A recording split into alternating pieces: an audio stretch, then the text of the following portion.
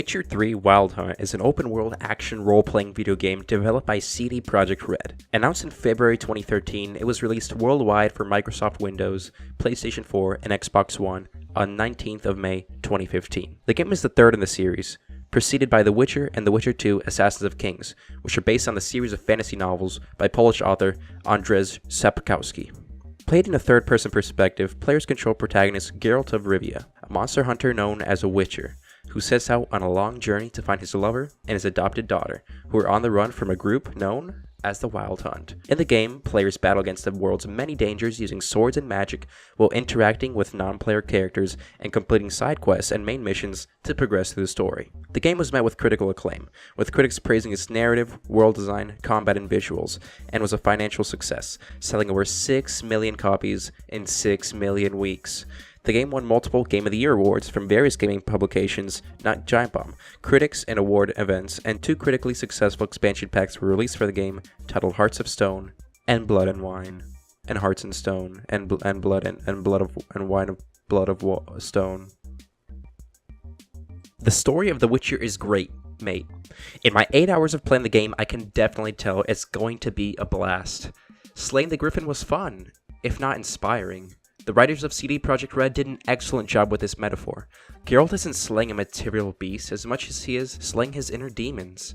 I hope one day I can do the same with my crippling depression. That's funny to you guys, right? Anyways, I really hope Geralt rescues Ciri, and I know there will be a plethora of more Expendables quips. That alone makes this the definitive best story of all time. In all my years of playing RPGs in fantasy settings in the year 2015, by Polish game developers, The Witcher 3 definitely takes the cake as the definitive best. Unquestionably. The gameplay is pretty good. The Witcher 3 is a beautiful game. Dynamic weather effects, beautiful lighting, and rich environmental detail produce one of the most visually interesting games released on the platform. That platform, of course, being PC.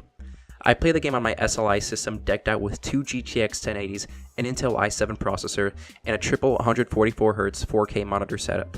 I can crank the game up to low settings and achieve an astounding 11 frames per second. Don't play this game on Xbox or PS4, because consoles are gay. You may want to play on those systems to talk to your friends, but over here on the PC, that issue is completely solvable.